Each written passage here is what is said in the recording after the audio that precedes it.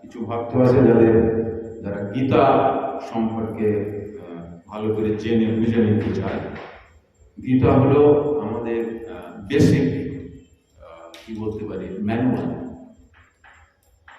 এই পৃথিবীতে আপনি যাই কিছু কিনুন, মেশিনারি যন্ত্রপাতি, মোবাইল হোক আর যাই হোক, সঙ্গে একটা বই আসে। ওই বইতে লেখা থাকে কোন কোম্পানি এই মেশিনটা বানিয়েছে, কিভাবে বানিয়েছে, কিভাবে এটা কাজ করে, কি করা উচিত, কি করা উচিত নয়, সবকিছু তাতে ডাইরেকশন দেওয়া থাকে, নির্দেশ দেওয়া থাকে। তো এরকম মানুষও একটা মেশিন, একটা যন্ত্র, এই যে মানুষের শরীর। তাই এই যন্ত্র সম্পর্কেও একটা বই আছে, যে বইতে যন্ত্রকে কেমন করে ব্যবহার করা উচিত, এই যন্ত্রের সঙ্গে কি করা উচিত নয়, কি করণীয় কর্তব্য, সব পুঙ্খানুপুঙ্খভাবে নির্দেশাবলী দেওয়া আছে। কোথায় আছে? ভগবত গীতাতে। কে বলেছেন? স্বয়ং ভগবান। সেই স্বয়ং ভগবানের মুখনিসৃত ভগবত গীতা, যেটা অর্জুনকে উপদেশ রূপে জগৎবাসীকে জ্ঞান দিয়েছে, সেই গীতা শিক্ষার ক্লাস এই অনুষ্ঠানের পরের থেকে শুরু হবে। আপনারা দেখেছেন এই পাশে একটা ব্যানার রয়েছে। উৎসাহী ভক্ত যারা, তারা অবশ্যই যোগদান করবেন, এবং যে যোগদান করতে পারছেন না, তার পরিচিত যদি কেউ থাকে পরিবারের বা বন্ধু বান্ধবের মধ্যে, তাদেরকেও আপনি আগ্রহ প্রকাশ করে এই এতে যোগদান করাতে পারেন, তাই না? মানে পরম কল্যাণ হবে আপনারও, আর যে কোর্স করবে তারও, এবং মন্দিরের সঙ্গে আমরা যুক্ত হতে পারবো। হরে কৃষ্ণ। জয় জয় শ্রীকৃষ্ণ চৈতন্য প্রভু নিত্যানন্দ শ্রী অদ্বৈত গদাধর শিবাসাদি ভক্তি। তো আজ খুব প্রাথমিক বিষয় আমরা একটু শ্রবণ করি। বাঙালিদের মধ্যে ভক্তির ভাবনা একটু, মানে নিষ্ঠাবান যে ভক্তির ভাবনা অন্যান্য রাজ্য থেকে একটু কমই আছে। তার মূল কারণ হলো এই কি, আমরা খুব উৎসব প্রেমী। আমাদের কাছে কিন্তু 12 মাসে 13 পার্বণ আছে। তাই অন্যান্য যেসব পার্বণ আদি দেবী দেবতা আছে, কৃষ্ণকেও আমরা ঠিক ওরকমই নেই। যেমন জগদ্ধাত্রী পুজো, দুর্গা পুজো, লক্ষ্মী পুজো, কালী পুজো, সরস্বতী পুজো, গণেশ পুজো, সেই সঙ্গে জন্মাষ্টমী, রাধা অষ্টমী। খুব কম মানুষ আছে যারা নিষ্ঠা সহকারে কেবলমাত্র ভগবান শ্রীকৃষ্ণের উপাসনা, আরাধনা আদি করে। এর একটা অন্যতম কারণ হলো এই কি, ভারতবর্ষের মধ্যে যে বিশেষ রাজ্য পশ্চিম বাংলা, এই পশ্চিম বাংলা বা কলকাতাকে কিন্তু কালচারাল সিটি বলা হয়। যেমন মুম্বাইকে বলা হয় ফিনান্সিয়াল ক্যাপিটাল, অর্থাৎ পয়সার যদি রাজধানী হয় সেটা হলো মুম্বাই, ওখানে পয়সা আছে। কিন্তু সংস্কৃতি, পরম্পরা আদি তার যদি ক্যাপিটাল থাকে সেটা হলো Kolkata. Kolkata is the capital of culture. তো সেই কলকাতা বা পশ্চিমবাংলার নিবাসী আমরা, তো আমরা একসঙ্গে অনেক কিছু জেনে ফেলেছি, শিখে ফেলেছি। ঠিক যেমন ক্লাস 4 বাচ্চা যদি তার কাকার MA ক্লাসের বই পড়া শুরু করে, বা মনে করুন কোনো ক্লাস 8 স্টুডেন্ট, তার কাকা MA পড়ছে, সেও যদি মাঝে মাঝে MA বই খুলে দেখে, তো হয় কি, MA সাবজেক্ট তো বুঝতে পারে না, কিন্তু মনে বড় আনন্দ আসে যে আমি ক্লাস 8 পড়ি কিন্তু বই পড়ছি MA কাকা যেটা পড়ে। তার ফলে হয় কি, না তো সে 8 থাকে না MA থাকে। তো আমাদেরও কিছুটা এরকম অবস্থা, লীলা কীর্তন, ভাব কীর্তন ইত্যাদি ইত্যাদি শুনতে শুনতে আমাদের মনস্থিতি এমন হয়ে গেছে, আমরা মনে করি শ্রবণ করাটাই সবকিছু। তো অনেকে আমরা দেখেছি গ্রামে কোথাও পদাবলী কীর্তন হলে বাস রুটি আলু ভাজা নিয়ে জলের বোতল নিয়ে বেরিয়ে যায়, অটো ধরে হোক টেম্পো ধরে হোক, তার মনোগত কোনো পরিচিত ব্যক্তি হলে, তার কীর্তন হলে বা সে যাবে, তাকে বেঁধে রাখা যাবে না। এবং 6 ঘন্টা 8 ঘন্টা 10 ঘন্টা কীর্তন শুনে হয়তো সে বাড়ি ফিরল। খুব ভালো লাগে, মাঝে মাঝে কেঁদে ফেলে কীর্তনে, ভাব এমন আগ্রহ করে। কিন্তু তার দৈনন্দিন জীবনের যদি কার্যকলাপ আমরা দেখি তো সাধারণ, সে কিন্তু ভক্তি করে না। তার বাড়িতে হয়তো মন্দির আছে, বৌমা সন্ধ্যেটা দেয়, শাঁখটা বাজায়, কিন্তু তিনি যায় না। অথচ কীর্তনের প্রতি বড় রুচি। আর কীর্তন কি এখন কীর্তন যে আমরা বলি পদাবলী কীর্তন, কিন্তু পদ তো ওতে গায় না, যা গল্প। মায়েরা কলা গাছ কেন লাগে জানেন মায়েরা? ব্যাস, প্রদীপ পাল একদম ছেয়ে গেছে, এরকম অনেক রয়েছে। শাখা কেন করতে হয়, পুজোয় কেন দুর্বঘাস লাগে, এই নিয়ে সব কীর্তন।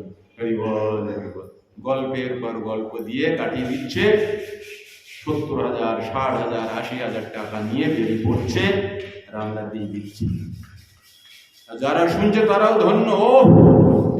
এখন আবার লেখা শুরু হয়েছে বেতার শিল্পী, এখন আবার লেখা হয়েছে সুমন বাবুর শিষ্য, তাতে লোক ভাবে সুমন বাবুর শিষ্য। তো এইভাবে আমরা পদাবলী কীর্তন, যেটা ভক্তি সমাজের জন্য বিষ, বুঝতে পারছেন, পয়জন, ভক্তদের জন্য পয়জন যেটা, সেটাই কিন্তু আমরা রোজ সকালবেলা সন্ধ্যেবেলা খাচ্ছি। অনেকগুলো কিন্তু মোবাইলে কি করা আছে, ডাউনলোড করা আছে, দিনভর কানে দিয়ে দেখেছে, আর ভাবছে আমি বড় ভক্ত, আমি পদাবলী কীর্তন শুনি রোজ। সাধারণত আমরা যে কীর্তনিয়া, যিনি কীর্তন গান, তার ব্যক্তিগত চরিত্রে যদি আমরা যাই, তো আমরা দেখব কি, হঠাৎ করে বাড়ি পৌঁছে যাবেন, দেখবেন লুঙ্গি পরে আছে আর স্যান্ডো গেঞ্জি পরে আছে, আর এখানে বিড়ি আর দেখলেই গোজা। এরা একাদশীর দিনেও সবকিছু খায়। কিছুদিন পূর্বে হিঙ্গলগঞ্জ দোলমেলার ওখানে পদাবলী কীর্তন ছিল, বিশেষ এক দল এসেছে। যে বাড়িতে ওনাদের থাকার ব্যবস্থা হয়েছে, ওনারা নিষ্ঠাবান হয়ে নাকি, ওরা বারবার চিন্তা করছে আপনাদের কি সেবা দেবো, কি পাবেন আপনারা, কি সেবা দেবো। ওরা বলছে মা চিন্তা করবেন না। তবু হয় বাড়িতে এসে, বৈষ্ণব মানুষের বাড়িতে কীর্তনিয়ারা এসছে, যাদের কীর্তন শুনে মানুষ কাঁদে, যাদের কীর্তন শুনে মানুষ বাড়ি ছেড়ে চলে যায় বৃন্দাবনে, যাদের কীর্তন শুনে মানুষ ভক্তি জগতে প্রবেশ করে, তারা বাড়িতে এসেছে। তাদের সেবা না করলে হয়, বারবার গিয়ে বলে আপনি বলুন, কিছু ভাববেন না, আমরা ভগবানের ভোগ লাগিয়ে প্রসাদ পাই, আমরা নিষ্ঠা, কিছু ভাববেন না, আমরা এইভাবে খাওয়াবো না, ভগবানকে ভোগ লাগিয়ে, না মা চিন্তা করবেন না।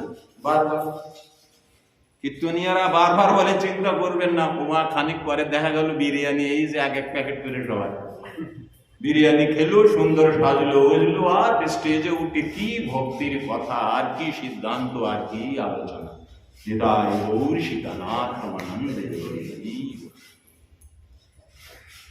এখন এনাদের কীর্তন শুনলে ভক্তি কেন হবে না? অনেকের ভক্তি হয়, হবে না, আবার অনেকের হয়, কিন্তু যারা প্রবেশ করে গেছে ভক্তিতে, তাদের জন্য খুব একটা উপযোগী নয়। যারা ভক্তি জগতে প্রবেশ করেনি, তাদের মধ্যে কিছু মানুষ ভাব বিহ্বল হয়ে গিয়ে হয়তো গুরুপদাশ্রয় করার জন্য তাদের আকাঙ্ক্ষাটা আরো তীব্র হয়ে যাবে, তারা হয়তো গুরুকরণ করেও নেবে। কিন্তু যারা ভক্তি জগতে কোনো না কোনো গুরু করে রেখেছেন, যার আশীর্বাদে, যার কৃপায়, যার নির্দেশে আপনারা আপনাদের ভক্তি জীবন ধীরে ধীরে ধীরে ধীরে ঠিকই চালিয়ে যাচ্ছেন, পদাবলী কীর্তন শুনে তাদের লাভ হবে না। কারণ আমরা সব ক্লাস 1-এর স্টুডেন্ট, তাই না? আর পদাবলী কীর্তন যারা পরিবেশন করে তারা কেমন, ধানের পাতা ফেলবো, কারণ আমার কি দরকার, চাল, আমার জমি আছে, তাহলে আমি বীজ ধান আনবো। তাহলে সেই বীজ ধানে আমাকে কি করতে হবে, ভিজাতে হবে, কলা করতে হবে। তাহলে কোন বীজ ধানের কলা হয়? সাধারণত স্বাভাবিক যে বীজ ধান। কিন্তু ওই বীজ ধানগুলোকে যদি আমি আগে কড়াইতে করে ভেজে দিই, মানে গরম করে নেই বা ভেজে নিই, তারপরে জলে দিই, কলা হবে? ঠিক এইরকম কথা বলি কীর্তনে কচিত এক দুজন বাদ দিয়ে, যেমন সুমন বাবু নিষ্ঠাবান, উনি কিন্তু মাছ মাংসও খান না এবং পোশাক। অনেকবার গেছি ওনার বাড়ি, ওনার কাছে আমি কীর্তন শিখতাম। উনি চাইতেন কি আমিও কীর্তন করবো স্টেজে, কিন্তু আমি ওইভাবে কীর্তন শেখার জন্য যাইনি। বড় কষ্ট পেয়েছিল। যাই হোক, বল ওনার মেয়ে একাদশীর দিন সুমনবাবু কিন্তু কীর্তন করে না, পাট বাড়িতে পাঠ। আর ওনার নিজের গৌরাঙ্গ আশ্রম রয়েছে ওখানে। এরকম কতিপয় কিছু মানুষ আছে যারা একাদশী পালন করে, নিষ্ঠাবান, পোশাক। বাকি অধিকাংশ তো সব ব্যবসা। তাই ওনাদের মুখ দিয়ে যে ভাগবতীয় কথা আমাদের হৃদয়ের মধ্যে আসে, ও বীজরূপী বপন তো হয় কিন্তু অঙ্কুরিত হয় না। কারণ এই যে 6টা বেগ আছে আমাদের, এই 6টা বেগের আগুন যখন দাউ দাউ করে জ্বলে ওঠে না, ওই আগুনেই কিন্তু এই ভক্তি বীজগুলো ভাজা হচ্ছে। মানে যে ব্যক্তি পরিবেশন করছে তার মনোদশা কি। ছেলে দীক্ষা হয়েছে, মা রান্না করে দিচ্ছে, খাচ্ছে না, তার কারণটা কি? কোনোদিন জিজ্ঞাসা করেছি আমরা কাউকে? লোকে বলবে ও যে মা জন্ম দিচ্ছে সেই মা রান্না করে দিলে ছেলে খায় না, বাবা এ আবার কি ধর্ম। কিন্তু কেউ এটা জানার চেষ্টা করে না কেন খায় না। এর মধ্যে কত বড় সায়েন্স লুকিয়ে আছে। জেরক্স মেশিন কি করে আবিষ্কার হলো, দেখুন খেলা কোথায়। সনাতন ধর্ম মানে পরাবিজ্ঞান, যেখান থেকে বিজ্ঞান উৎপত্তি হয়। বিজ্ঞানের উৎপত্তি কোথার থেকে হয়েছে? কোথায় ছিল মেডিকেল সায়েন্স 200 বছর আগে? হঠাৎ করে মেডিকেল সায়েন্স, বিজ্ঞান, medicine, technology, technician, lab, chemical কোথা থেকে চলে আসলো? এরা সূত্র কোথায় পেল, স্রোত কোথা থেকে আসলো? সব সনাতন ধর্মের বিশেষ শাস্ত্র গ্রন্থ আদি। আরো তো জালি দিয়েছে নালন্দা বিশ্ববিদ্যালয়, তক্ষশিলা বিশ্ববিদ্যালয়, যেসব শাস্ত্র সম্ভার ছিল 3 মাস 4 মাস ধরে দাউ দাউ করে জ্বলেছে। তাহলে কি ছিল সনাতন ধর্মের মানুষের কাছে পরম্পরাগত রূপে, কি ছিল আমাদের কাছে ধরোয়া, যেগুলো আমরা ধরে রাখতে পারছি না? ধরোয়ার কথা বলেছিল কিন্তু আমরা ধরে রাখতে পারছি না, সব নষ্ট করে ফেলছি। কারণ আমাদের রুচি নেই ওতে। বিদেশিরা গবেষণা করছে আমাদের সনাতন ধর্মের প্রত্যেকটা সূত্রের উপর, তাই না? ভগবত গীতায় একটা শ্লোক রয়েছে কি, এই যে পৃথিবী আমরা দেখছি, এই দৃশ্য জগৎ একসময় থাকবে না। লোক বলে সে কি কথা, এত বড় ব্রহ্মাণ্ড হয়ে থাকবে না? বলে হ্যাঁ, যে শূন্য থেকে এসে। লোক আশ্চর্য, বলে তাই কোনোদিন হয় না কি? এত বড় ব্রহ্মাণ্ড শূন্য থেকে এসে, যারা আপনি বলছেন আবার শূন্যই চলে যাবে। হ্যাঁ, ভগবত গীতা কয়েকবার বলেছে ভগবান। আমরা তো এই নিয়ে মাথা কামাই না। কিন্তু বিদেশিরা মনে করেছে কি হিন্দুরা বলে কৃষ্ণ ভগবান। আজ পর্যন্ত ভগবত গীতা কৃষ্ণ বলেছে, এই নিয়ে কোনো সন্দেহ নেই কারণ। তাহলে ভগবান তো ভুল বলতে পারে না। চলো তো দেখি একটু গবেষণা করে দেখা যাক। গবেষণা করার পর পেলেন কি, ইট ভাঙতে ভাঙতে ভাঙতে ভাঙতে কি আসলো, অণু আসলো, অণু ভাঙলো, পরমাণু আসলো, পরমাণু ভাঙার পর কি আসলো যেন, ইলেকট্রন, প্রোটন, নিউট্রন আসলো। তারপরে এরা আর ভাঙতে পারছে না, এরা বিশ্বাস করলো না এই শূন্য থেকে পৃথিবী আসেনি, আর শূন্যতে বিলীন হতে পারে না, কারণ অবশেষ থেকে যাচ্ছে তো। খুব খুব ক্ষুদ্র, অতি ক্ষুদ্র, অনুবীক্ষণ যন্ত্র ছাড়া দেখা যাচ্ছে না। কিন্তু তবুও যদি ভ্যানিশ হয়ে যেত তাহলে হতো। কিন্তু 2013 সুইজারল্যান্ডের জেনেভা শহরে এক বৈজ্ঞানিক ওই যে ইলেকট্রনকে ভেঙে আরো ছোট করা যাচ্ছে না, ওই নিয়ে গবেষণা করলেন। আর গবেষণা করতে করতে কি হয়ে গেল, উধাও হয়ে গেল। ইলেকট্রনটা খুঁজে পাচ্ছে না কোথায় গেল, তাই না? খুঁজে পাচ্ছে না। তখন সবাই বিশ্বাস করলো, হ্যাঁ 5,500 বছর আগে অর্জুনকে উপদেশ আকারে ভগবান কৃষ্ণ যে কথাগুলো বলেছে, ওর একটাও সুলভ অস্বীকার করা যায় না, একটাও সুলভ। দেখেছেন, পরাবিজ্ঞান। তা ওই বৈজ্ঞানিক নাম কি দিল, ওই যেটাকে দেখা গেল না, গড পার্টিকল। মোবাইলে সার্চ করবেন, বাড়িতে গিয়ে রাত্রিতে দেখবেন what is god particle. Detail চলে আসবে, কে গবেষণা করেছে, কবে গবেষণা করেছে, কি নিয়ে গবেষণা করেছে, এভরিথিং। এখন নেট হওয়ার ফলে তো সব কিছু সুবিধা হয়ে গেছে। তার মানে বুঝছেন সনাতন ধর্ম তার শাস্ত্র গ্রন্থ সম্ভার আদি কি কি সমস্ত ডেভেলপমেন্টে লুকিয়ে আছে। তাই বীজ বপন করলে অঙ্কুরিত হবে তেমনই বীজ যে বীজের মধ্যে প্রাণ সুরক্ষিত আছে। কিন্তু কাম, ক্রোধ, লোভ, মোহ, মদ, মাৎসর্যের আগুনে যখন ব্যক্তি কি হয়, ব্যক্তির চিত্ত, ব্যক্তির মন, ব্যক্তির বুদ্ধি আদি সব, চেতনা আদি, বিবেক, বিচার আদি, বিবেচনা আদি যখন দগ্ধ হয়ে যায়, দগ্ধ হয়ে যায় মানে বুঝবেন তো, বুঝবেন আপনারা পদবলে কীর্তন শোনালো, দগ্ধ হয়ে যায়, তখন ওই ওনাদের মুখ দিয়ে ভাগবত কথা অন্যের হৃদয়ে গিয়ে বপন হলেও সে কিন্তু অঙ্কুরিত হয়ে ভক্তিলতা হয় না। ব্রহ্মাণ্ড ভ্রমিতে কোনো ভাগ্যবান জীব গুরু কৃষ্ণ প্রসাদে পায় ভক্তিলতা বীজ। যারা ভক্তি করছে তারা কেমন করে করছে, কোথাও না কোথাও কারুর না কারুর কৃপাতে, কারু মানে গুরু বা কৃষ্ণ, কারুর কৃপাতে, গুরু বা কৃষ্ণের কৃপাতে তার হৃদয়ের মধ্যে ওই যে ভক্তি লতা তার বীজ বপন হয়েছে। আচ্ছা বীজ বপন হলে হবে না, তাকে তাকে নার্সিং করতে হবে তো, তার সিঞ্চন করতে হবে তো। এবং ভক্তিলতা বীজ যখনই তার হৃদয়ে বপন হয়ে যায়, এবার যদি নিরন্তর সে শোভন কীর্তনে জল দিয়ে সেই বীজটাকে সিঞ্চন করে কন্টিনিউয়াসলি, তো ধীরে ধীরে অঙ্কুরিত হতে হতে ওই যে ভক্তিলতা যে বীজ থেকে উৎপন্ন হলো, গুরু সাধু বা বৈষ্ণবের কৃপায় হয়েছে, কৃষ্ণের কৃপায় হয়েছে, ও ব্রহ্মাণ্ড ভেদ করে চিদ আকাশ পার করে গোলক বৃন্দাবনে পৌঁছে যায়, ভগবানের চরণ কমল পর্যন্ত। সেখানে গিয়ে ভগবত প্রেমের ফুল ফোটে ওই ভক্তিলতা। দেখেছেন কোথায়? এখানে বসে আছেন আপনি, ভক্তি এখানে করছেন, কিন্তু আপনার হৃদয়ে এক ভক্তিলতা বীজ বপন হলো, অঙ্কুরিত হলো। শোভন কীর্তনের জলে সিঞ্চন করতে করতে সেই লতা ধীরে ধীরে ধীরে ধীরে এই ব্রহ্মাণ্ড ভেদ করে চিদ আকাশকে ভেদ করে ব্রহ্মজ্যোতি পার করে কোথায়? বৈকুণ্ঠ পার করে গোলক বৃন্দাবন। বৈকুণ্ঠের মধ্যে হলো গোলক বৃন্দাবন। বৈকুণ্ঠ আর গোলক বৃন্দাবনের মধ্যে পার্থক্য কি? বৈকুণ্ঠ হলো, মনে করুন আমাদের এই যে রাজ্যগুলো আছে তার রাজধানী, যেমন ওয়েস্ট বেঙ্গলের রাজধানী কলকাতা, বিহারের রাজধানী পাটনা, কিন্তু সবার রাজধানী কি? দিল্লি, নিউ দিল্লি।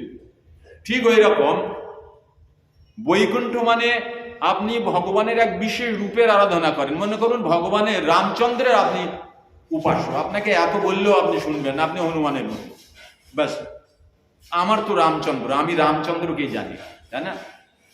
তাহলে আপনি যখন দেহ ত্যাগ করবেন কোথায় যাবেন? অযোধ্যায় যাবেন, অর্থাৎ বৈকুণ্ঠ অযোধ্যা আছে, তাহলে আপনি সেখানে যাবেন। কিন্তু এইরকম বিভিন্ন রয়েছে, কোথায়? বৈকুণ্ঠে।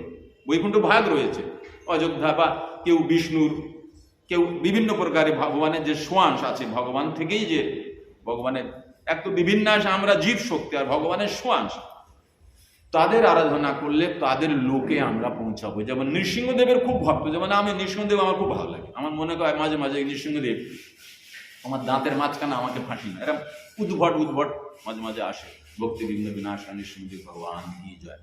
তাহলে আমার চেতনা যদি শরীর ত্যাগ করতে করতে নৃসিংহদেবের হয়, তো আমি নৃসিংহ লোকে যাবো, সেটাও কিন্তু বৈকুণ্ঠ, যেখানে নৃসিংহদেব হলেন মানে করছে, ওনারই অধিপত্য, ওনারই এরিয়া সেটা। এই সবার উপরে হলো গোলক, অর্থাৎ ক্যাপিটাল অফ দ্য কান্ট্রি, মানে রাজধানী, দেশের রাজধানী, আর বৈকুণ্ঠ হলো রাজ্যের রাজধানী, এরকম। তো আমাদের যে ভক্তি আমরা এখানে করছি, সেই ভক্তির দ্বারা উৎপন্ন শোভন কীর্তির দ্বারা সিঞ্চন করা যে লতা, সেই লতা ধীরে ধীরে ধীরে ধীরে ব্রহ্মাণ্ড ভেদী চিদাকাশ ব্রহ্মজ্যোতি বৈকুণ্ঠ হতে হতে কোথায়? গোলক বৃন্দাবন, যেখানে স্বয়ং ভগবান, সাক্ষাৎ ভগবান বিরাজমান, তার পাদদেশে পৌঁছে যায়। সেখানে গিয়ে কি হয়? তাতে কি ঘটে? ভগবানের আর আমার মধ্যের যে প্রেম ভক্তির ফুল সেখানে প্রস্ফুটিত হয়। আর আমার এখানকার মানব জন্মের যে মুখ্য কর্তব্য সমাপন হয়ে যায়। অর্থাৎ আপনি চোখ বন্ধ করলে ভগবত ধাম ডাইরেক্ট সোজা রকেটে করে। হরে কৃষ্ণ, সবাই বলেন হরে কৃষ্ণ হরে কৃষ্ণ কৃষ্ণ কৃষ্ণ হরে হরে, হরে রাম রাম রাম হরে হরে, হরে কৃষ্ণ কৃষ্ণ কৃষ্ণ হরে হরে, হরে রাম রাম রাম হরে হরে, হরে কৃষ্ণ কৃষ্ণ কৃষ্ণ হরে হরে, হরে রাম রাম রাम हरे हरे। कली युग युग धर हरिनाम संकीर्तन की जय, भुवन मंगल करे हरिनाम संकीर्तन की जय, हरे नाम प्रभु की जय, विदाय गौर सीतानाथ प्रमानंदे हरि। কিন্তু ভগবান প্রথমে বুঝতে হবে যে আমাদেরকে আলাদা করে আর্টিফিশিয়াল প্ল্যানেট তৈরি করে ভগবান আমাদেরকে এখানে পাঠিয়েছেন। মূল কারণ ভোগ। এই জড় জগতে আমরা এসেছি তার কারণ হলো চিন্ময় জগতে আমরা ভোক্তা হওয়ার কামনা করেছিলাম, যেমন ভগবান। যেহেতু ভগবান হলো সুপিরিয়র আর আমরা তার ইনফেরিয়র এনার্জি, তাই আমরা ভোক্তা হতে পারি না। আমরা কি হব? ভোগ।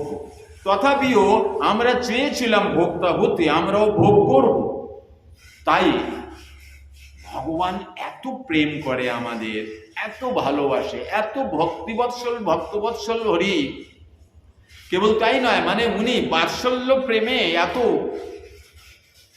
আমাদের মনোবাঞ্ছা পূর্ণ করার জন্যে আর্টিফিশিয়াল প্ল্যানেট বানিয়ে আমাদেরকে পাঠিয়ে দিলেন আর ব্যবস্থা করে দিলেন ভোগের।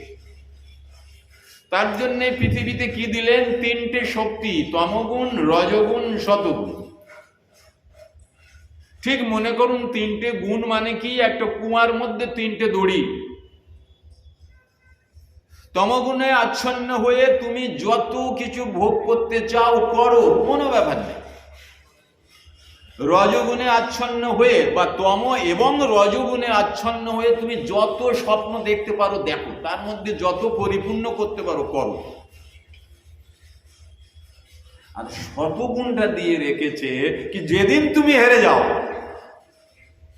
যেদিন তোমার মনে হয় এ বড় বেকার জায়গা, এখানে কিচ্ছু নেই, পদম পদম ঘোর বিপদম, এখানে কেবল বিশ্বাসঘাতকতা পরে স্বার্থপরতায় পরিপূর্ণ, তাই না? পল্টুদা মেয়ে বেঁধেছে বারাসাত, এখন জামাই বারাসাতে চাকরি করে, ওখানে পোল্ট্রি ছাড়া দেশি কম পায়। তো পল্টুদা জামাইয়ের জন্যে 4টে ছোট বাচ্চা আনিল, তো 3টে মুরগি হয়ে একটা মোরগ হয়ে, তো মোরগটা রোজ যত্ন করে খাওয়ায়, খাদ্য সুরক্ষায় আটা টাটা দেয় ফ্রিতে, ওই সব খাওয়া। তো গায়ে তেল তেল হয়ে চোদ মতো হয়ে। তো পল্টুদার বউ ফোন করে মেয়ের বলতো, এ কমলা তা তোরা কবে আসবি?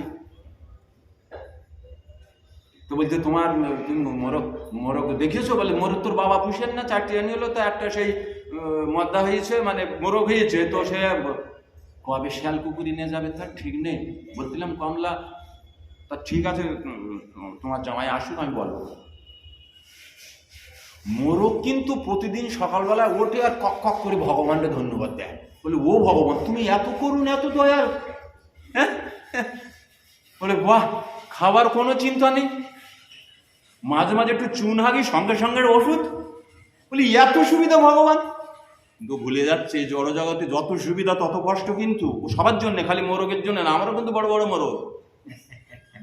এই জড়জগতে যত সুখ পাবেন আপনি, তার কয়েক হাজার গুণ কষ্ট নিতে হবে আপনাকে। এই জন্য সুখের কামনা করবেন না কেউ। সুখের কামনা করলে মানে বুঝেছেন অসুবিধা আছে, কালিদাস হয়ে যাবেন। তাহলে মোরগ বড় আনন্দিত, রোজ এই খাঁচাতে বের করে কক কক করে ভগবানকে ধন্যবাদ দেয়, সত্যি আমার জীবন ধন্য।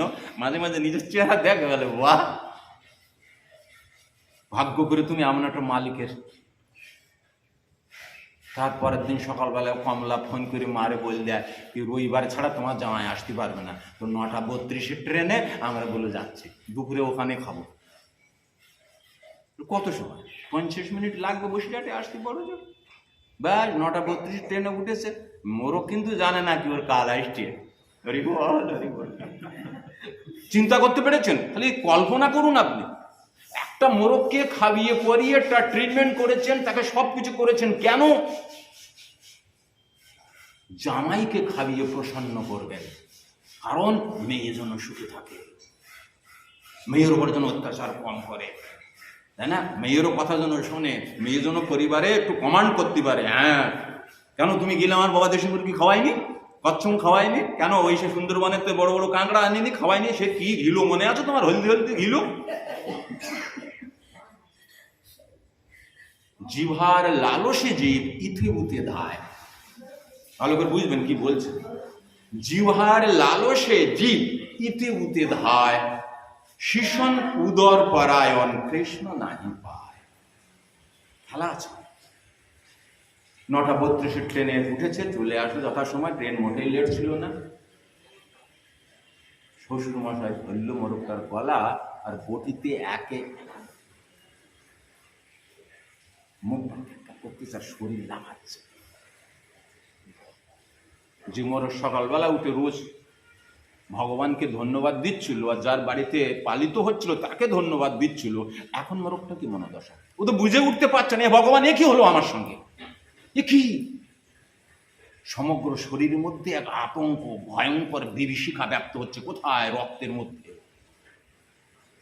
পয়সা খরচা করে আনন্দ করে কি রান্না করে খাচ্ছি আমরা, দেখুন।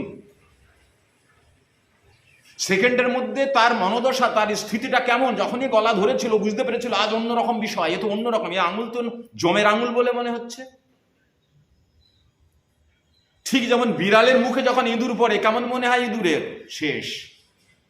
মোরগ সেদিন বুঝতে পেরেছিল আজ আমি জমের হাতে পড়েছি, আজ শেষ। যে দুটো হাত আমাকে রোজ খেতে দিত, কোলে করে নিত, আদর করতো, মাথায় হাত দিত, ডাকতো, জল দিত, সব করতো, আজ যেভাবে ধরেছে এ আমার শেষ।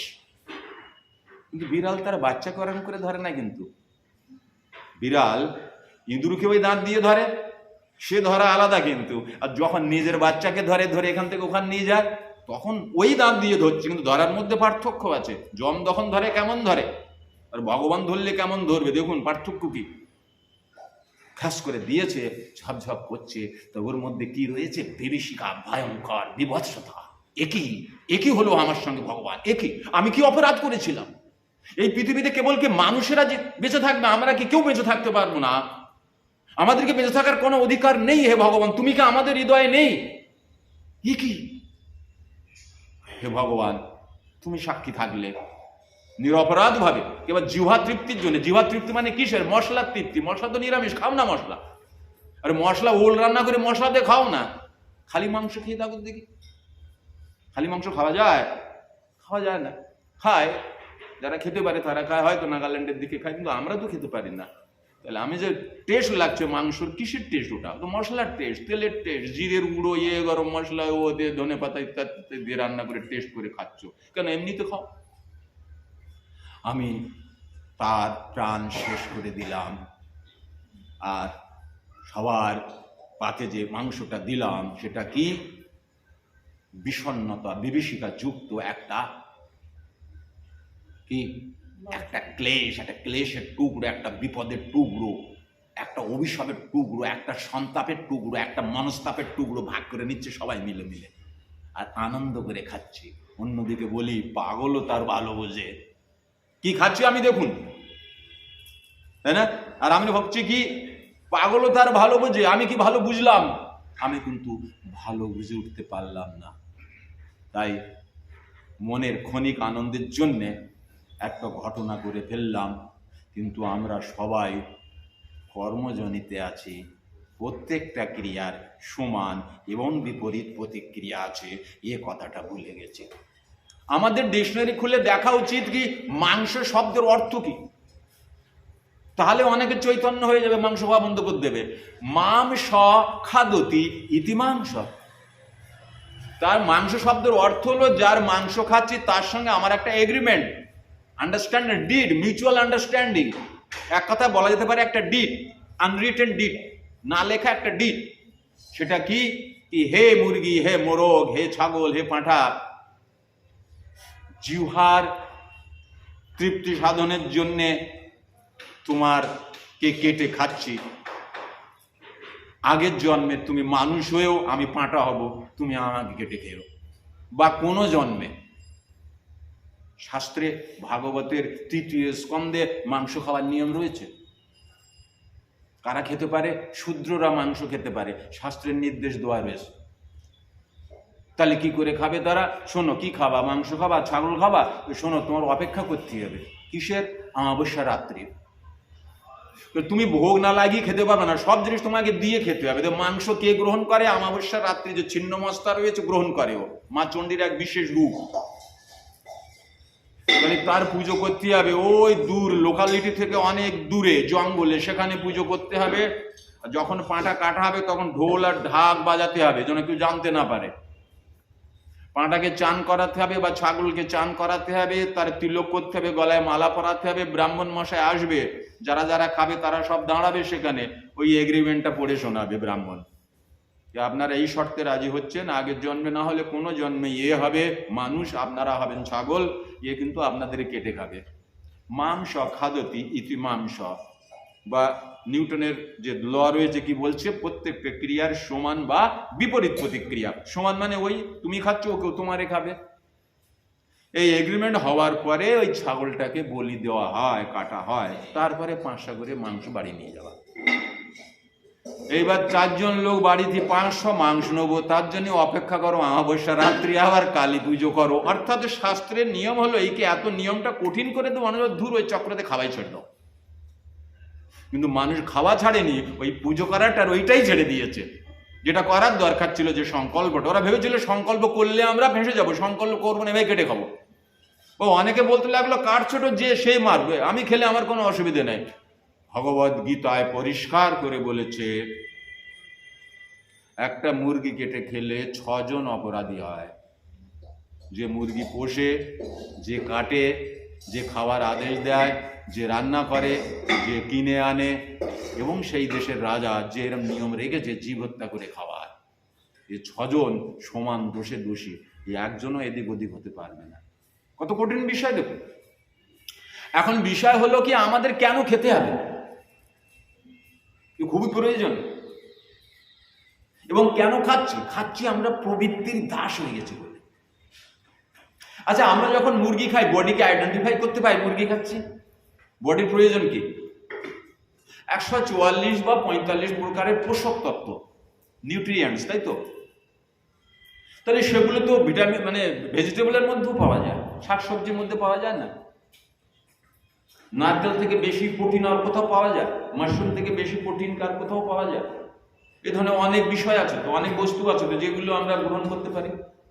বডির প্রয়োজন কি? বডিকে সুস্থ রাখতে গেলে vitamin, protein, carbohydrate, fat, minerals ইত্যাদি ইত্যাদি দরকার, পোষক তত্ত্ব দরকার। সেটা আমি নিরামিষ খেয়ে দিই বা আমিষ খেয়ে দিই, সেটা বডি জানে না। কিন্তু বস্তুর যে দোষ, বস্তুর সঙ্গে যে দোষ যুক্ত রয়েছে, সেই বস্তু গ্রহণ করলে সেই দোষ আমার লাগে। বা যখন কেউ রান্না করছে, যে রান্নি তার যে মনোদশা চলছে, কেউ রান্না করছে, নিচে আগুন, তার উপরে কড়া, তার উপরে যে খাবে তাই রান্না হচ্ছে, আর যে খুন্তি নাড়াচ্ছে বা রান্না করছে, তার যে চেতনা, তার সেই সময়ের যে মনের স্থিতি দশা, ওই সব কিন্তু খাবার সঙ্গে মিশে যাচ্ছে। আর ওই খাদ্য যদি আমরা খাই, তো আমার মধ্যেও কি চলে আসবে? ওর মাথার মধ্যে যেটা চলছে ওর কপি হয়ে যাবে। বুঝে গেল জেরক্স কি করে হয়েছে? আরো ডিটেলসে যাচ্ছে, তাহলে বুঝতে পারবে জেরক্স মেশিন আর এই চেতনা কিভাবে ট্রান্সফার হয়ে অন্যের মধ্যে চলে যায়, দূষিত চেতনা। তাই চাঁদ তারাতে খেলে হবে না, তাই প্রসাদ বুঝি করতে হবে, ভগবানকে না দিয়ে খাওয়া যাবে না। ফল খাওয়া যাবে, ফলে দোষ লাগে না, কিন্তু অন্ন আদি যা রান্না করে খাওয়ায়, তো ডেফিনেটলি অন্য কোথাও খাওয়া যাবে না, খেলে সর্বনাশ। অনেকে হয়তো খেয়ে পারবে, যারা রোজ গীতা পড়ে, গীতা মাহাত্ম্যতে লেখা আছে, যদি কেউ ভুল করে এদিক ওদিক খেয়ে ফেলে, যদি রোজ গীতা পড়ে তাহলে হজম করতে পারবে, তা নাহলে তার ক্ষমতা নেই, ধীরে ধীরে সে ভক্তির বিরুদ্ধে যাওয়া শুরু করবে, তাই না? তাই দোষ কিভাবে লাগছে? মাথার মধ্যে জাল চলছে, ওই নিচে আগুন, আর মাঝখানে রান্নার পাত্র, যা কিছু চলছে মাথার মধ্যে সব ওর মধ্যে মিক্স হয়ে যাচ্ছে। তাই আমাদের কর্তব্য হলো কি? ভগবানকে ভোগ লাগানো। তাই আমাদের কর্তব্য হলো কি? যে রান্না করবে সেজন্য নিষ্ঠাবান হয়। তাই আমাদের কর্তব্য কি? নিষ্ঠাবান ব্যক্তির দ্বারা রন্ধন করে ভগবানকে ভোগ লাগানোর পর দোষ মুক্ত হওয়া যায়। তা না হলে আমরা কি করছি? আমার বলে না, পাপ খাচ্ছি। ভগবদ্গীতায় রয়েছে, ভগবানকে না দিয়ে খাওয়া মানে পাপ খাওয়া। তার মানে ভগবান রেগে এরম বলিনি, ও তোরা আমাকে না দিয়ে খাচ্ছিস, ঠিক আছে, তোমার না দিয়ে খালি পাপ হবে না, ওটা না। ভগবান বলছে আমাকে দিয়ে খারে, তাহলে ওটি তার পাপ থাকবে না। এটা বলতে যাচ্ছে আপনাকে বাঁচানোর জন্য, দিয়ে খা, তাহলে তোর পাপটা নিতে হবে না, আমি নেবো, আমাকে দিয়ে খারে। যৎ করসি যদশ্নসি যজ্জুহসি দদাসি যৎ যৎ তপস্যসি কমতেয় তৎকুরুষ্য মদর্পণম। তুই যা কিছু করবি আমাকে অর্পণ করে কর, বাস। দেখুন কি বলছে ভগবান, কেমন দেখুন, ভগবান বলছে আমাকে অর্পণ করে কর, যা কিছু করবি আমাকে অর্পণ করে কর। তাহলে কি হবে? তুই মদ খাচ্ছিস তো, ঠিক আছে, মদের পেট তুলে আমাকে স্মরণ কর, দেখাবো খেলা। হ্যাঁ, আপনার মদ ছাড়ছে না, আপনার চেষ্টা করতে হবে না, আপনার ব্যক্তিগত চেষ্টা আপনি মদ ছাড়তে পারবেন না। আপনি মদের পেয়ালাটা তুলুন, তুলে ভগবানের নাম ওম নমো ভগবতে বাসুদেবায় 3 বার মনে মনে বলে পেক চালান, দেখুন কদিন খেতে পারে না, সঙ্গে সঙ্গে ভগবান দায়িত্ব নিয়ে নেবে, সব ঠিক করতে যাবে, সব ব্যালেন্স করতে দেবে। এত ক্ষমতা রয়েছে ভগবানের, কিন্তু আমরাই চাই না ছাড়তে। তাই তো, আমরাই চাই না ছাড়তে। সমস্যা কিন্তু এইখানে। ভগবান বড় প্রেমময়, প্রেমময় আর করুণ, দয়াল ঠাকুর। সর্বত্র আমাদের মঙ্গল কিসে হবে, আমাদের আনন্দ সংবিধান কিসে হবে, তার জন্য প্রচেষ্টারত ভগবান, তার জন্য সদৈব তৎপর, সদৈব তৎপর। কিন্তু আমরা দুর্বুদ্ধি যুক্ত, ওটা স্বাভাবিক ভাব দুর্বুদ্ধি যুক্ত হবার কারণ জড় জগতের এই ভাবটা প্রধান। এসেছি তো ভোগ করতে, তাহলে এখানকার ব্যবস্থাটা কেমন করা রয়েছে, সিস্টেমটা কেমন করা রয়েছে, ভোগময় সিস্টেম। এখান থেকে তার বিরুদ্ধে যাওয়া, জগৎটা ভোগের জন্য বানানো, আর সেইখানে আমি ত্যাগ করবো, তাহলে নিশ্চয়ই কঠিন হবে। আমাদের বাড়ির পাশে সবার নদী আছে, তো নদীটা স্রোত আছে, তো স্রোতে যাওয়া তো সোজা, একটা গামলা নিয়ে নাও, বসে যাও, অটোমেটিক চলে যাবে, তোমার কোনো চেষ্টা করতে হবে, যেটা আমরা সবাই করছি। বাড়ির সামনে বেরোলেই পোল্ট্রির দোকান, কত দেখছো বাড়ির ধারে, আমাদের জানাশোনা রয়েছে, 5 টাকা কম নিয়ে কিন্তু তাদের তুলে দেয়। ডাক্তাররা বলছে খেও না, কারণ ওই যে বড় করার যে পদ্ধতিগুলো, ওর মধ্যে কিন্তু অ্যান্টিবায়োটিকও দেওয়া হয়। ওই অ্যান্টিবায়োটিক মুরগির মধ্যে দেওয়া হচ্ছে, তার ফলে আমাদের ক্ষতি হয়ে যাচ্ছে। কি হয়ে যাচ্ছে? আমাদের বডি রেসিস্ট্যান্সে ওই অ্যান্টিবায়োটিক না রেসিস্ট হয়ে যাচ্ছে। তার ফলে কি হচ্ছে, ওই 500 mg অ্যান্টিবায়োটিক খেলে আর কাজ করছে না, এখন 625 mg হয়ে গেছে, এখন 1000-1200 mgরও মানে অ্যান্টিবায়োটিক পাওয়া যাচ্ছে। বুঝতে পেরেছেন কেন? কারণ আমরা অলরেডি কিন্তু লেভেলটাকে, এগুলো মুরগির মাধ্যমে খাচ্ছি তো। হাইব্রিড মাগুর, এই যে পার করলে, ভাবলা রেলগেট পার করলে মমিনপুরে যেতে গেলে কিভাবে তাদের খাদ্যগুলো কি, ওটা মনে হয় গভর্নমেন্ট রুল করে এখন ব্যান করে দিয়েছে, কিছুদিন আগে পড়ছিলাম, ওটা ব্যান করেছে গভর্নমেন্ট। কিভাবে রোগ সৃষ্টি হচ্ছে মানুষের মধ্যে আমরা কিন্তু বুঝতে পারছি না। যাই হোক, তো আমাদের প্রত্যেকের কর্তব্য কি? ভগবানকে দিয়ে খাওয়া, ভগবানের ভোগ লাগিয়ে প্রসাদ পাওয়া। তার মানে কি? আমাদেরকে সংযত হতে হবে। তার মানে কি? আমাদের ইন্দ্রিয় সংযত করতে হবে, অর্থাৎ স্রোতের বিপরীত যেতে হবে। স্রোতের বিপরীত যেতে গেলে সামর্থ্য দরকার, শক্তি দরকার, বল দরকার, বা কাউকে আশ্রয় করতে হবে, ধরতে হবে কাউকে দৃঢ় করে, তাকে ধরে রাখতে পারলে টিকে থাকা যাবে স্রোতের বিরুদ্ধে, না? তারপরে কি হবে? যদি আমি টিকে থাকতে পারি, হয়তো 2 ঘন্টার আর আছে ভাটা, হয়তো আরো 3 ঘন্টা, হয়তো 3.5 ঘন্টা আরো আছে ভাটা, কিন্তু এক সময় দেখা যাবে দৃঢ় করে যদি ধরে রাখতে পারি, আবার আসবে কি আসবে? জোয়ারের জল আসবে, তখন কিন্তু আমাদের পক্ষ হয়ে যাবে, তখন আমার খুব ভালো লাগবে, তখন আমি আগের দিকে যাব, অথচ আমার কষ্ট হবে না। কিন্তু আগে আমি যাচ্ছিলাম কোথায়, আরো গভীরে যাচ্ছিলাম, কষ্ট হচ্ছিল না। একটু দৃঢ় করে ধরতে পারলেই কিছু দিনের পর ইন্দ্রিয় সংযত হয়ে গেলে ভক্তি জগতের যে চিন্ময় আনন্দ, তার অনুভব ধীরে ধীরে শুরু হয়ে যাবে। বাস, আমাদের পরিবর্তন হয়ে যাবে, আমাদের চিন্তন মনন আদি সবার পরিবর্তন হয়ে যাবে, আমাদের কার্যকলাপ আদি সব পরিবর্তন হয়ে যাবে। নিতাই গৌর সীতানন্দ। তাই ভগবান আমাদের দাস নয়। ভগবানের কাছে আমরা কিছু চাইলে ভগবান দেবে না, কারণ ভগবান বলছে তোরা ভোগ করবি বলিলি, তোদের ছেড়ে দিলাম, ভোগ কর। আর আমরা এখানে ভোগ করতে গিয়ে ভীষণ কষ্টের সম্মুখে হচ্ছে, ঠেলা সন্দেহ। তাই মানুষ এখন দেবী দেবতার পুজো ছেড়ে বিভিন্ন দিকে চলে যাচ্ছে। কেন বলুন তো? তার মনের কামনা পূর্ণ করার জন্যে। এ ঠাকুর হচ্ছে না, সে ঠাকুর সেখানে হয়নি, ওখানে যে যেখানে বলছে, যে যেখানে বলছে দিক দিগন্তরে ছুটছে। ব্যাস, আমার মনের ইচ্ছা পূর্ণ যে করবে সেই আমার জন্য ভগবান, সেই আমার জন্য ঠাকুর, সেই আমার জন্য ঈশ্বর, সেই আমার জন্য সবকিছু। তার জন্য তো দেখেছেন অনেক বড় বড় যোগী মহারাজ হয়ে গেছে, অনেক অদ্ভুত কার্যকলাপ দেখাতে পারে, অনেক ম্যাজিক দেখাতে পারে। শচীন তেন্ডুলকরের যে গুরুদেব রজনীশ, এই ঝাঁকড়া চুল, ওনার দিব্য অলৌকিক কার্যকলাপে শচীন তেন্ডুলকরের মতো একজন বিচক্ষণ বিশ্ববরেণ্য ব্যক্তি শিষ্যত্ব গ্রহণ করলেন। কি করতেন উনি? উনি ভাব দেখাতেন, বমি হবে, এরকম করতেন। সঙ্গে সঙ্গে কেউ সুন্দর একটা নতুন ইস্ত্রি করা রুমাল, কম টাকার নয়, 200-400 টাকা রুমাল এরকম করে দিত, আর উনি বমিটা ওখানেই করতেন। আর সেই করতো কি মুড়ে চুড়ে রেখে দিত। কথা বলতে বলতে বলতে বলতে ওটা বের করতো, বের করে খুলতো, খুলে দেখা যাচ্ছে সোনার ঘড়ি, সোনার কানের দুল, সোনার আংটি, সোনার চুড়ি, লোহা চুড়ি। তাহলে আমাদের কি দরকার? ম্যাজিক দরকার। আমি কষ্ট ভোগ করছি, ওটা ঠিক করতে পারবে যে সেই আমাদের জন্য ভগবান, সেই আমাদের জন্য সর্বশ্রেষ্ঠ। দেখেছেন আমাদের মোটিভেশনটা কোন দিকে চলে যাচ্ছে? না, ওঠা না। কেমন হবে মোটিভেশন? গলায় ক্যান্সার, একবারও বলিনি ভগবান ঠিক করো। কি বলছিল? আমার কর্মফল কি? আমার কর্মফল ভগবান কোনদিন ক্যান্সার দেয়? আর যেহেতু আমার কর্মফল, তো আমি ভগবানকে কেন বলবো ভগবান ঠিক করে দাও? ভগবান। তাই সাধক এত ভক্তিময় হয়ে গেছে, ভোরবেলায় মঙ্গল আরতিতে যখন যায়, দাঁড়িয়ে দাঁড়িয়ে আরতি দর্শন করে, আর ওই দণ্ডবত প্রণাম করে যখন, তখন ওই ক্যান্সারের 2-4টি পোকার নিচে পড়ে যায়। প্রণাম টনাম করি, ওদের আবার তুলে নেয়, ওখানে ছাড়ে। ও তোদের তোদের কেন ক্ষতি করবো? দেখুন জীবে দয়া করে, যেই জীব দয়া দেখুন কেমন। তোরা তো আছিস এখানে, তোদের বাসস্থান খাদ্য নষ্ট করে আমার লাভ নেই। তোদের খাদ্য বস্ত্র বাসস্থান তো আমার এই গলা, যেখানে ক্যান্সার হয়েছে।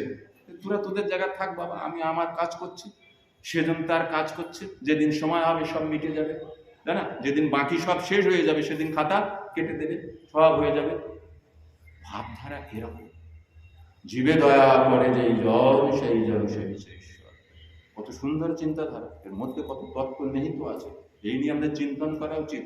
শ্রীকৃষ্ণ চৈতন্য প্রভু দয়া করো হে বিচার, বিচার করিলে চিত্তে পাইবে চমৎকার। কিন্তু আমরা বিচারই করি না, বিশ্লেষণই করি না। একা একা বসে কোনো সিদ্ধান্ত নিয়ে বিশ্লেষণ করা শুরু করুন।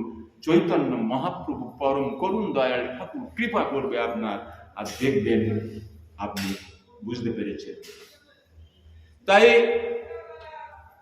ভগবানকে জানতে গেলে, ভগবানকে বুঝতে গেলে, যেটা বলছিলাম প্রাথমিক স্তরের ভাগবত কথা, এত সময় গ্রাউন্ড, 6:30 এত সময় গ্রাউন্ড ছোট্ট মধ্যে করে দিচ্ছি। ভগবানকে পেতে গেলে স্বাভাবিকভাবে ভগবানকে পাওয়া যাবে না, পাওয়া যাবে না। এক রাজা যখনই রাত্রিতে ঘুমায়, কিছুটা ঘুমানোর পর হঠাৎ স্বপ্ন দেখে। কি স্বপ্ন দেখে? কি বিকট মূর্তি সম্পন্ন 2-4 জন লোক এসে যেন ওকে মারছে। কি বিভৎস তাদের চেহারা, কোকড়ানো কোকড়ানো চুল, এই বড় বড় চোখ, মদ খেয়ে যেরকম গোলাপ ফুলের মতো লাল হয়ে যায় এরকম, উদ্ভট সব ড্রেস পত্র পরা, হাতে সব দড়ি, মোটা মোটা সেই দড়ি দিয়ে মারছে। বল বল। ভগবান কোথায় পাওয়া যায় বল, ভগবান এক না অনেক বল। ও কিছু বলতে পারে না, আরো মারে এই করতে করতে জেগে ওঠে আর হাঁপাতে থাকে। এই স্বপ্নটা ও অনেকবার দেখেছে। এবার যখন হাতিয়ে উঠেছে, স্ত্রী বলছে, কি গো, কি কি কি হয়েছে তোমার? তুমি নিশ্চয় কোনো স্বপ্ন দেখেছো, তুমি সেই স্বপ্নটা দেখেছো। তুমি এর আগেও কিন্তু তুমি অনেকবার এই স্বপ্নটা দেখেছো। তুমি কিন্তু আমাকে বলোনি, আমি বারবার বিনয় করেছি তোমাকে, অনুরোধ করেছি তোমাকে, কৃপা করে বলো, কি কি আমাকে বলো। তাই তুমি আর না, তুমি কিন্তু বলো। রাজা বলল, তুমি চুপ হয়ে যাও, তুমি চুপ হয়ে যাও। আরে বলো, রাজ্য অনেক গুণী জ্ঞানী ব্যক্তি আছে, রাজ ঋষি, রাজ বৈদ্য আদি আছে, চিকিৎসক, সুচিকিৎসক রয়েছে, পরামর্শদাতা আছে, তাদের সঙ্গে তোমার স্বপ্নের কথা শেয়ার করে কোনো ব্যবস্থা করবো। আর তুমি যদি মনের মধ্যে রেখে দাও, ওটাকে তো মনের মধ্যে থেকে যাবে, মনের মধ্যে থেকে থেকে আস্তে আস্তে আস্তে আস্তে বড় হয়ে যাবে। একদিন তুমি আমাকে বিধবা বানিয়ে ছাড়বা, আমার হাতের শাঁখা মাথার সিঁদুর একদিন তুমি শেষ করবা। তাই শোনো, আর না, আজ তোমাকে বলতেই হবে। বেঁধে দিয়েছে, শর্তে বেঁধে দিয়েছে রানী। রাজা বাধ্য হয়ে ঘটনাটা বলল, এই বিভৎস স্বপ্নের কথা। রানী বলল, ঠিক আছে, তুমি চিন্তা করো না, আমি প্রধানমন্ত্রীকে ডেকে বলে দিচ্ছি। রাজ্যে যত বড় বড় জ্যোতিষী, যত বড় বড় পণ্ডিত, গুণীজ্ঞানী, রাজ ঋষি, রাজবৈদ্য যারা আছে, তারা সব উপস্থিত হয়ে যাক, তুমি এর একটা কিছু বিহিত ব্যবস্থা করবে, তুমি চিন্তা করো না, তুমি নিশ্চিন্ত হও। খবর দিলেন, প্রধান সেনাপতি ঝাড়া পিটিয়ে দিল, চলে আসলো বিশেষ বিশেষ ব্যক্তি, স্বপ্নের কথা বলা হলো, নিজেদের মধ্যে চর্চা চলতে থাকলো, কিন্তু কোনো উপায় হলো, কোনো উপায় বেরোলো না। এখন কি করা যাবে? তো রাজা চিন্তা করলে, যা আমাদের এই যে এসছে রাজভবনে যারা এসে, এরা বেকার, এইসব সাধু মুনি ঋষি, এদের দ্বারা হবে না। একবার ডাকলেই চলে এসেছে রাজভবনে, তার মানে কি? আসলে যারা সাধু তারা রাজাকে তোয়াক্কা করে না, পরোয়া করে না, তারা রাজাকে কিছু মনে করে না, তাদের জন্য সব সমান। তাই সে আসল ঋষি আমার রাজমহলে আসবে না, আমাকে তার কাছে যেতে হবে। তাই পরিচয় গোপন করে লুকিয়ে এক ঘোড়া নিয়ে বেরিয়েছে। চলছে, একদিন, দুদিন, 3 দিন, 4 দিন, 5 দিন, 10 দিন, 15 দিন, 1 মাস, 2 মাস, 4 মাস, 6 মাস, 7 মাস পরে ঘোড়ায় চড়ে যাচ্ছে রাজা। সামনে থেকে এক দিবঙ্গর বেশ, ও লম্বা চওড়া দাড়িওয়ালা, তার চাল দেখে মনে হয় বিশেষ, ইনি মনে হয় আমার প্রশ্নের উত্তর দিতে পারবে। তাই ঘোড়া বসেই বলছে, দণ্ডবাদ প্রণাম, পায়ে লাগু গুরুদেব। সে ব্যক্তি দাঁড়িয়ে গেছে, দাঁড়িয়ে বলছে, এটা কিরকম হলো? তুমি রাজা, ঘোড়ার পিঠে বসেছ, বসতে পারো, তুমি রাজা, ঘোড়ার পিঠে বসতে পারো, প্রণাম করতে পারো, কিন্তু আবার গুরুদেব বলছো। তো শিষ্য ঘোড়ার পিঠে বসে হেঁটে যাচ্ছে, গুরুদেবকে ওই ঘোড়ার পিঠে বসে এরকম করে নাকি? এটা কিরকম হলো? রাজার মনে লেগেছে, হ্যাঁ, এই পারবে, আমি ঠিক বলেছি না, যে আসল গুরু হবে, যে আসল সাধু হবে, সে রাজা বাজা কারু জমের রাস্তা ভগবান ছাড়া কারু পরোয়া করেন। তো তাই সঙ্গে সঙ্গে লাভ মেরে পড়েছে নিচে, ভূমিষ্ঠ হয়ে গেছে, বলছে, গুরুদেব ক্ষমা করো, আপনি পারবেন বলে ঠেলে উঠেছে, বলে আপনিই পারবেন আমার প্রশ্ন উত্তর দিতে, আপনিই পারবেন। প্রশ্ন উত্তর এখানে হবে না রাজমহলে হবে? যেটা আপনি বলুন। উনি বলছেন, আপনি যে প্রশ্ন করবেন রাজা মশাই, এই প্রশ্নটা কেবল আপনার নয়, এই প্রশ্নটা সমগ্র মানব সমাজের, প্রত্যেকটা মানুষের জানার প্রয়োজন আছে। তাই আপনি ফিরে যান রাজ্যে, রাজমহলে, একটা দিন নির্ধারিত করুন, স্থান নির্ধারিত করুন, সবাইকে খবর দিন, সেখানে সবাইকে একত্রিত করুন, সেখানে ভগবত ভজন, ভগবানের কীর্তন, গুণগান, ভগবানের ভোগ, তারপরে প্রসাদের ব্যবস্থা করুন। সেইখানে প্রশ্ন উত্তর আসর করবেন, আমি উপস্থিত হয়ে যাব, আমি এখানে স্থিত হয়ে গেলাম, আপনি কাউকে পাঠিয়ে খবর দেবেন, আমি চলে যাব। ঠিক আছে, খুব ভালো। মনের বড় আনন্দে প্রফুল্লিত হতে গান গাইতে গাইতে ফিরে গেছে রাজা। প্রধানমন্ত্রীকে বললেন ব্যবস্থা করো, দিন নিশ্চিত করা হয়েছে, ওখান থেকে একজনকে পাঠিয়ে দিল, যাও গুরু মহারাজকে বলে এসো। গুরু মহারাজকে দিন জানানো হলো, স্থান জানানো হলো কোথায় হবে। গুরু মহারাজ বললো ঠিক আছে, আমরা পৌঁছে যাব। এইবার যে জায়গায় উনি আশ্রয় গ্রহণ করেছিলেন সেটা ছিল একটা সুসজ্জিত বাটিকা, একটা বন। রাজার পরিচর্যা করতো, সেই মানে ডাল বেড়ে গেলে কাটা, তাকে ওষুধপত্র দোয়া দিয়ে, একটা গাছ বাগান ফুল ইত্যাদি করতে গেলে যেমন হয়, অর্থাৎ মালি রাখা হয়েছিল। তো সে মালিকে গিয়ে বলছে, বাবা একদিনের জন্য তোকে আমার গুরুদেব হতে হবে। গুরুদেব বলছে মালিকে, মালি বলে এই সর্বনাশ করেছে, বলে আমি ওইসব পারি নাকি? তো আপনি তো গুরুদেব, আমি শুনছিলাম ওই দিন রাজার কথা, আপনার কথা, আপনি গুরুদেব, আপনি আবার আমাকে বলছেন কেন? বলে না, তোকে হতে হবে, তোমাকে হতে হবে। আমি পারি, আমাকে বলুন গাছ কি করে লাগাতে হবে, সার কোথায় দিতে হবে, কার ডাল কাটতে হবে, কার কলম করতে হবে, সব করে দেবো। ওই গুরু আমার দ্বারা, আমি লেখাপড়া টাড়া জানি না, অত বেশি বুঝি টুঝি না। বলে না, তোর হতে হবে, তুমি হবা গুরু আর আমি হব তোমার শিষ্য। তো করতে কি হবে? বলে কিচ্ছু না, যখনই রাজা কোনো প্রশ্ন তোমার জিজ্ঞাসা করবে, তুমি বললো ও এই প্রশ্ন, এ তো আমার এই শিষ্য দিয়ে দেবে, ব্যাস এতটুকু বলবা, বাকি আমি সামলে নেবো। ঠিক আছে, তাই হবে মহারাজ, আপনি যখন বলছেন তাই হবে। এই এগ্রিমেন্ট হয়ে গেল, দিন শুরু হলো, স্থান কাল সব পৌঁছে গেলেন। ভীষণ ভিড় সেখানে, একের পর এক রাজার আমন্ত্রণ, সেখানে সুন্দর পূজা অর্চন আদি, ভাগবত কথা, পদাবলী কীর্তন সব কিছু ইত্যাদি ইত্যাদি, ভোগ আরতি সব হয়ে গেছে। এইবার প্রসাদের পূর্বে প্রশ্ন উত্তর আসর। রাজা সেই আসরের উপরে রাজ সিংহাসনে বসে আছেন, নিচে ওনারা দুজন বসে আছেন, অর্থাৎ উল্টো গুরু শিষ্য, গুরু শিষ্য নয়, উল্টো গুরু শিষ্য দুজনে বসে আছেন। এবার আজ্ঞা নিলেন, তাহলে প্রশ্ন উত্তর শুরু করা যাক। হ্যাঁ করুন। তাহলে একজন জিজ্ঞাসা করলেন, রাজামশাই যে স্বপ্ন দেখতেন, দেখে ভয়ে জেগে উঠতেন, আতঙ্কিত হয়ে যেতেন, বিভৎস রূপী স্বপ্নের মধ্যে এসে ভয় দেখাতেন, মারতেন, পিটতেন, আর বলতেন বল বল ভগবান এক না অনেক, বল ভগবান এক না অনেক, বল। তাই প্রথম প্রশ্ন হলো এই, গুরুদেব ভগবান এক না অনেক? গুরুদেবকে এটা মালি বলতো, ও এত লোক জোগাড় করে এই প্রশ্ন ভগবান এক না অনেক, এ তো আমার ওই উত্তর দিয়ে দেবে। বাবা উত্তর দেওয়া হবে না, যে উত্তর দেবে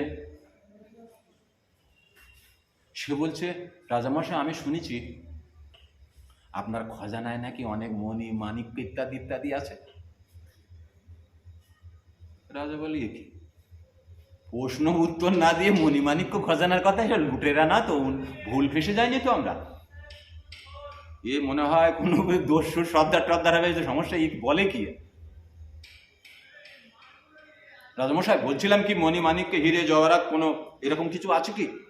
নিয়ে আসুন দেখি। আমি তো সাধু লোক, এই রাস্তায় ঘুরে বেড়ায়, কোনোদিন দেখিনি, একটু এই কে আছিস, হিরে মণিমাণিক্য আদি যা কিছু আছে সুন্দর করে সাজিয়ে নিয়ে এসে তো কিছু।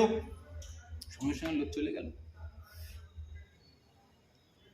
লোক চলে যাওয়ার পরে নিয়ে আসলো, সাজিয়ে নিয়ে আসলো, বলছে এই, বলছে আমার কাছের দিন। প্রধানমন্ত্রী সবাই গালাট করতে চায়, তোমার রেডি থাকবা, নিয়ে পালায় না জন্য, সব কাপ করে ধরবা, সব রেডি একেবারে। এই জন্য দেখুন, তুই এক এক করে দেখছে। বলছে মন্ত্রী এটা কি, এটা একটা হিরে তো? বলে হ্যাঁ। এটা কি একটা হিরে তো? বলছে না, এটা দুটো। বলে দুটো কই, এ তো একটা। এইটাকে ধরেছে বলে এটা দুই হয়ে যাচ্ছে, কিন্তু এ তো এক। কিছু বুঝতে পারছেন? প্রশ্ন কি ছিল? ভগবান এক না অনেক। তাহলে ইনি কি করলেন, আগে তুলেন বললেন কটা, এটা হিরে, এটা কটা হিরে? একটা হিরে। এটা কটা হিরে? একটাই হিরে তো। তো যখন এই হিরে এখানে হচ্ছে তখন কি হয়ে যাচ্ছে? দুই। দুটো কেন হলো? আগেরটা ধরলাম বলে, আগেরটা না ধরলে একটাই। তাহলে বোঝা গেল ভগবান এক না অনেক? ভগবান এক এবং অনেক। ভগবান এক না অনেক না, ভগবান এক এবং অনেক। তুমি আমি সবাই আমরা সব ভগবানেরই অংশ, তাই তো নাকি? আমরা সবাই ভগবানেরই অংশ। এতে অংশ কলাপুংস কৃষ্ণস্তু ভগবান স্বয়ং। ভগবানের কলা আদি ইত্যাদি ইত্যাদি আছে, তো আমরাও ভগবানের বিভিন্নাংশ। ভগবান আমাদের কি পিতা, তাই না? ভগবানের অংশ। ঠিক। তাহলে রাজামশাই বুঝতে পেরেছেন আপনার প্রথম প্রশ্নের উত্তর, ভগবান এক এবং অনেক। ভগবান এক ছিলেন, কিন্তু ভগবান আনন্দ পাচ্ছিলেন না, তাই ভগবান নিজের বিস্তার করে সংসার রচনা করেছে, তাই আনন্দ। অর্থাৎ ওদিন যে কথা হচ্ছিল চৈতন্য চৈতন্যের মধ্যলীলা, কি মায়া আছে বললেই তো আনন্দ, অন্ধকার আছে বলেই তো দিনের এত মহিমা, তাই তো? কষ্ট আছে বলে তো সুখ অনুভূতি এত সুন্দর হয়, পরিশ্রম করি বলেই তো এত সুন্দর গাঢ় ঘুমটা হয়। পরিশ্রম না করে একটু ঘুমাও দেখি, রাত 1:30 পর্যন্ত উফ হা করতে, ঠ্যাং এদিক দিচ্ছে ঠ্যাং ওদিক দিচ্ছে, ঘুমিয়ে আসে না। দুপুরবেলা ঘুম 2 ঘন্টা করে নেছে, খেয়ে 2 ঘন্টা শুয়ে নেছে, আর রাত্রি আর ঘুম আসে, তাই না?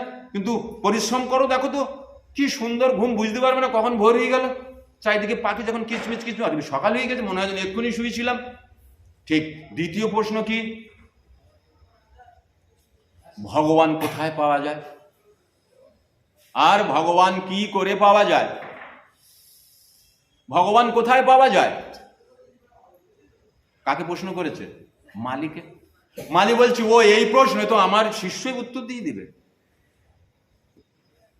শিষ্য বললেন, সেই কখন থেকে প্রোগ্রাম চালিয়ে রেখেছেন আপনারা, খিদে লাগছে, বলছিলাম 1 পেয়ালা গরম দুধ আনুন না, একটু চিনি দিয়ে।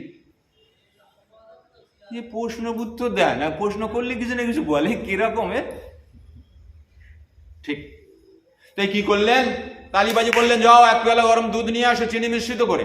বাস, সঙ্গে সঙ্গে নিয়ে চলে আসলো। এসে বলছে, রাজামশাই শুনেছি দুধে নাই ঘি থাকে। তাহলে হ্যাঁ,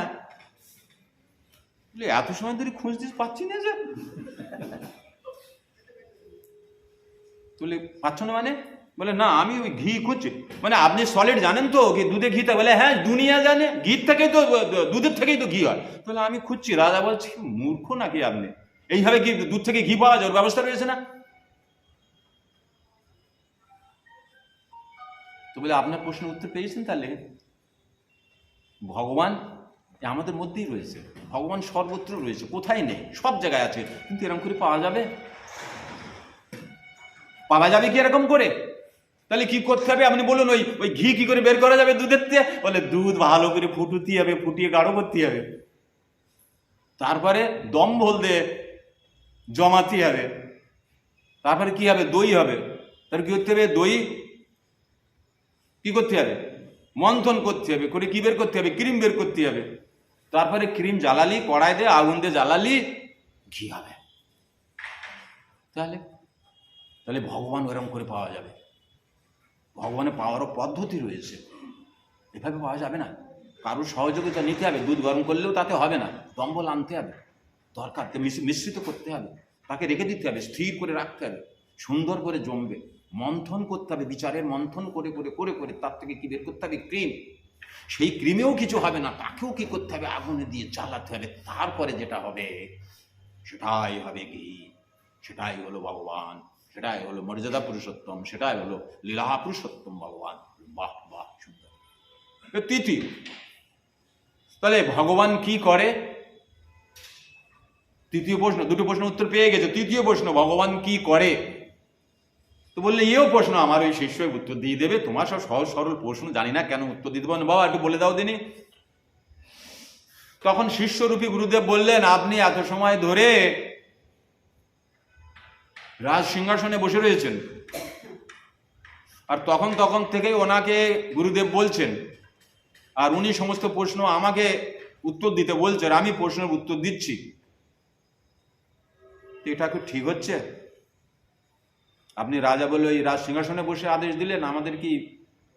রাজা বুঝলেন ভুল হয়ে গেছে, এনাদের সব থেকে উঁচু আসন তো এনাদের দেওয়া উচিত। গুরুদেব তার সঙ্গে যিনি এসছে, এদের ও ক্ষমা করবেন মহারাজ, ভুল হয়ে গেছে।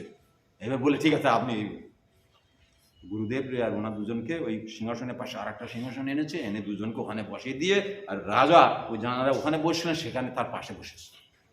বলে প্রশ্ন কি ছিল যেন আপনার? বলছিলেন ওই ভগবান কি করে? বলে ভগবান এই করে যে এখন করে রাজারে এরা নিচে নিয়ে আসে আর নিচের লোকের ওই সিংহাসনে নিয়ে যায়, এই করে ঘুরে ঘুরে। নিতাই গৌর সীতানাথ প্রমানন্দে হরি হরি। তাই ভগবান এমনিতে পাওয়া যাবে না, পদ্ধতি রয়েছে, পদ্ধতি রয়েছে। আমি ভগবান বললাম ভগবান আমার চাকর না, দাস নয়, অর্ডার টেকার নয়। ভগবান বললাম আর ভগবান এসে গেল, ভগবান এটা করে দাও দিন, ভগবান ওটা করে দাও দিন। না না না, তোমার সঙ্গে আমার পরিচয় নেই। সকালবেলা গিয়ে যদি বলি উত্তম দা দাও দিন, উত্তম দা 10,000 টাকা দাও দিন, বলে কেডা তুমি? না পরিচয়, না ভাব বিনিময়, না প্রেম, না আত্মীয়তা, না বন্ধুত্ব, তাই তো? চেনা পরিচয় কিছু নেই, আর গিয়ে 10,000 টাকা দিলেই হবে, বললি পাশে দিয়ে দেবে। ঠিক ভগবানের সঙ্গে তো ওই সম্পর্ক। একদিন আসলে না, মন্দিরে প্রণাম করলে না, এক ছড়া কলা এনে ভগবানকে দিলে না, ভগবান নাও তোমার ভোগ লাগিয়ে ভক্তরা খাক, তুমি এখানে এসে পর চোখ বন্ধ করে বিড়বিড় করতেছো ভগবান এই কর, আর ভগবান দিয়ে দেবে? সম্ভব? তুমি দেবা কাউকে? না। তাহলে ভগবান কি করে দেবে? আগে সম্পর্ক তৈরি করো, কিছু করো। কিছু পেতে গেলে কিছু দিতে হয়, তাই না? এটা কি এটা একটা ইউনিভার্সাল ট্রুথ, এটা একটা চিরন্তন সত্য কি আমাকে কিছু পেতে গেলে কিছু করতে হবে, কিছু দিতে হবে, ভগবানকে প্রসন্ন করতে হবে। ভগবানকে প্রসন্ন করলে কি হবে কি তুমি যা চাও তার কত লক্ষ কোটি গুণ বেশি তোমাকে দেবে, তাই না? এইরকম ভগবান, এরকম পরম করুণ দয়াল ঠাকুর ভগবান, যে ভগবানকে আমরা ভুলে আছি। তাই আমাদের কর্তব্য কি? আমাদের কর্তব্য হলো এই ভগবত সাধন ভজন শুরু করতে হবে নিষ্ঠা সহকারে।